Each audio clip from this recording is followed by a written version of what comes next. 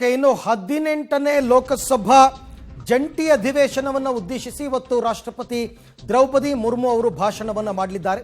ಉಭಯ ಸದನಗಳನ್ನು ಉದ್ದೇಶಿಸಿ ರಾಷ್ಟ್ರಪತಿಗಳ ಭಾಷಣ. 18ನೇ ಲೋಕಸಭೆ ಕಾನ್ಸ್ಟಿಟ್ಯೂಟ್ ಆದ ಬಳಿಕ ಮೊದಲ ಭಾಷಣ, ರಾಷ್ಟ್ರಪತಿಗಳ ಮೊದಲ ಭಾಷಣ ಇವತ್ತಿದೆ. ಹಾಗಾಗಿ ಈಗಾಗಲೇ ಅವರು ಆಗಮಿಸಿರ್ತಕ್ಕಂಥ ದೃಶ್ಯವನ್ನು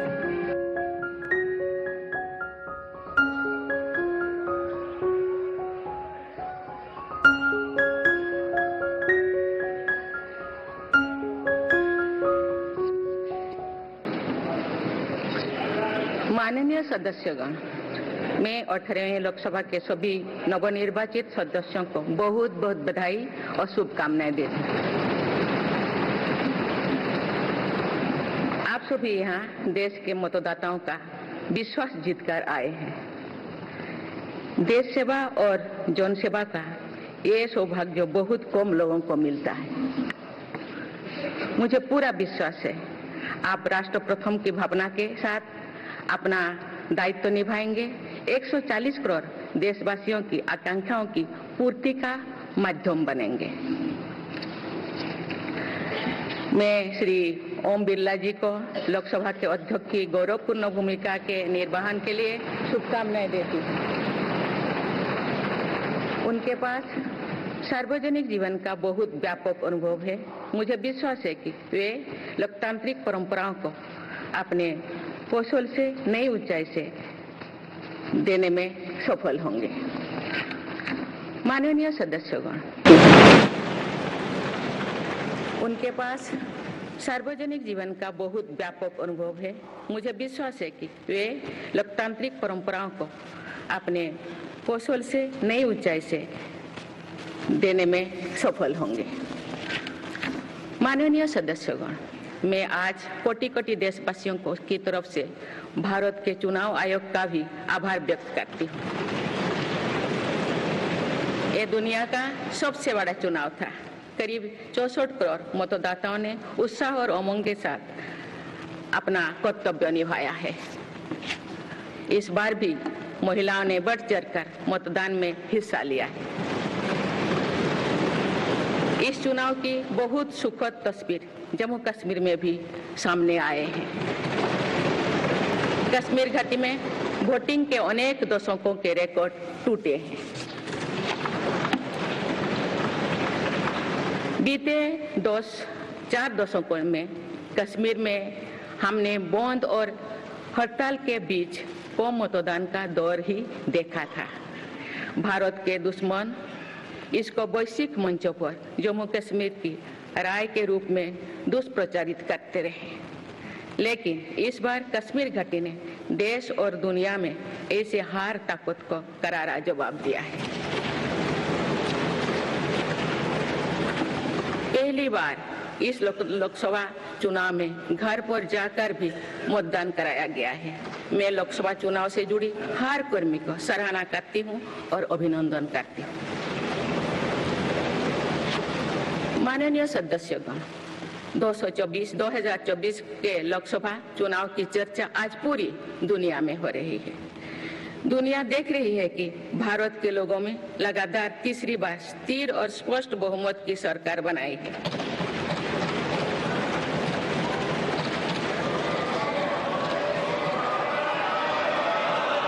छह दशक बाद ऐसा हुआ. 6 दशक बाद ऐसा हुआ है. ऐसा समय में जो भारत के लोगों की आकांक्षाएं सर्वोच्च स्तर पर है, लोगों ने मेरी सरकार पर लगातार तीसरी बार भरोसा जताया है.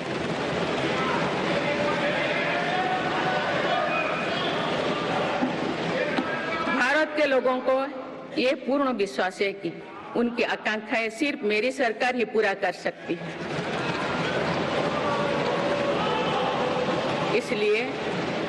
इसलिए 2024 का ये चुनाव नीति, नियत, निष्ठा और निर्णयों पर विश्वास का चुनाव रहा है.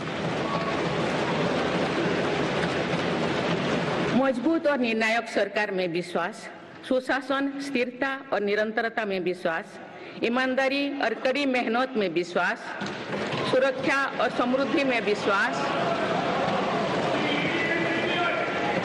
सरकार की गारंटी और डिलीवरी पर विश्वास, विकसित भारत के संकल्प में विश्वास। मेरी सरकार ने 10 वर्षों से सेवा और सुशासन का जो मिशन जलाया है, ये उस पर मुहर है। ये जनादेश है कि भारत की विकसित बनाने का काम बिना रुके चलता रहे और भारत अपने लक्ष्यों की प्राप्ति करते रहे।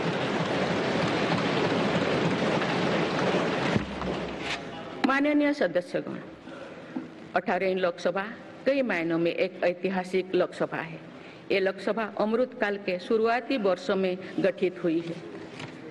ये लोकसभा देश के संविधान को अपनाने के 75वें वर्षों की भी साक्षी बनेगी। मुझे विश्वास है कि इस लोकसभा में जन कल्याण के फसलों का नवीन अध्याय लिखा जाएगा। आगामी सत्रों में मेरी सरकार अपने इस कार्यकाल का पहला बजट पेश करने जा रही है। ये बजट सरकार की दूरगामी नीतियों और फ्यूचरिस्टिक विजन का एक प्रभावी दस्तावेज होगा। इस बजट में बड़े आर्थिक और सामाजिक निर्णयों के साथ ही अनेक ऐतिहासिक कदम भी देखने को मिलेंगे। भारत के तेज विकास की जन आकांक्षाओं का पूरा करने के लिए रिफॉर्म्स की गति अब और तेज की जाएगी। मेरी सरकार का मत है कि दुनिया भर में निवेशकों को आकर्षित करने के लिए राज्यों में स्वस्थ स्पर्धा हो। यही कॉम्पिटिटिव कोऑपरेटिव फेडरलिज्म की सच्ची स्पिरिट है। राज्यों के विकास से देश का विकास, इसी भावना के साथ हम आगे बढ़ते रहेंगे। माननीय सदस्यगण, रिफॉर्म, परफॉर्म और ट्रांसफॉर्म के संकल्प ने आज भारत को दुनिया की सबसे तेजी से बढ़ने वाली अर्थव्यवस्था बना दिया है। 10 साल में भारत 11वें नंबर की अर्थव्यवस्था से ऊपर उठकर 5वें नंबर पर पहुंचा है। साल 2021 से लेकर साल 2024 के बीच भारत में औसतन 8% की रफ्तार से विकास किया है और ये ग्रोथ सामान्य समय में नहीं हुई है। बीती वर्षों में हमने 100 साल की सबसे बड़ी आपात देखी। वैश्विक महामारी के कालखंड और विश्व के अलग अलग कोने में चल रही संघर्षों के बावजूद भारत ने ये विकास दर हासिल की है। ये बीते 10 साल के रिफॉर्म्स और राष्ट्रहित में के लिए किए गए फैसला के कारण संभव है। आज भारत अकेले ही दुनिया की ग्रोथ में 15% का योगदान दे रही है। अब मेरी सरकार भारत को विश्व की 3रे नंबर की इकोनॉमी बनाने में जुटी हुई है। इस लक्ष्य की प्राप्ति विकसित भारत की नींव को भी मजबूत करने में काम करेगी। माननीय सदस्यगण, मेरी सरकार अर्थव्यवस्था के 3 स्तंभ मैन्युफैक्चरिंग, सर्विसेज और एग्रीकल्चर को बराबर महत्व दे रही है। PLI स्कीम्स और ईज ऑफ डूइंग बिजनेस से बड़े पैमाने पर निवेश और रोजगार के अवसर बढ़ रही है। पारंपरिक सेक्टर्स के साथ साथ सनराइज सेक्टर्स को भी मिशन मोड पर बढ़ावा दिया जा रहा है। चाहे सेमीकंडक्टर हो या सोलर हो, चाहे इलेक्ट्रिक व्हीकल हो या इलेक्ट्रॉनिक्स गुड्स हो, चाहे ग्रीन हाइड्रोजन हो या बैटरीज हो, चाहे एयरक्राफ्ट कैरियर्स हो या फाइटर जेट्स हो, भारत इन सब सेक्टर्स में अपना विस्तार कर रहा है।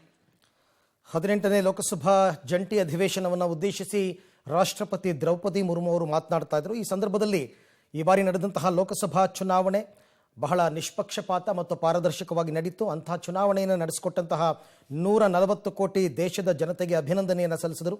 ಹಾಗೆಯೇ ಸ್ಥಿರ ಮತ್ತು ಸ್ಪಷ್ಟ ಬಹುಮತದ ಸರ್ಕಾರ 3ನೇ ಬಾರಿಗೆ ಬಂದಿದೆ ಅಂತಕ್ಕಂಥ ಮಾತನಾಡಿದರು. ಲೋಕಸಭೆ ಚುನಾವಣೆ ಪ್ರಜಾತಂತ್ರ ವ್ಯವಸ್ಥೆಯಲ್ಲೇ ಇಡೀ ಜಗತ್ತಿನಲ್ಲಿ ಅತಿ ದೊಡ್ಡ ದೇಶವಾದಂತಹ ಭಾರತದಲ್ಲಿ ಇಷ್ಟು ಸುಗಮವಾಗಿ ನಡೆಯೋದಕ್ಕೆ ದೇಶದ ಜನರೇ ಕಾರಣ ಅಂತಕ್ಕಂಥದ್ದನ್ನು ಹೇಳಿದರು. ಜಮ್ಮು ಕಾಶ್ಮೀರದಲ್ಲೂ ಕೂಡ ಶಾಂತಿಯಿಂದ ಮತದಾನ ಆಗಿರೋದು ನಮ್ಮ ಹೆಮ್ಮೆ ಅಂತಕ್ಕಂಥ ಮಾತನ್ನು ಆಡಿದ್ದಾರೆ.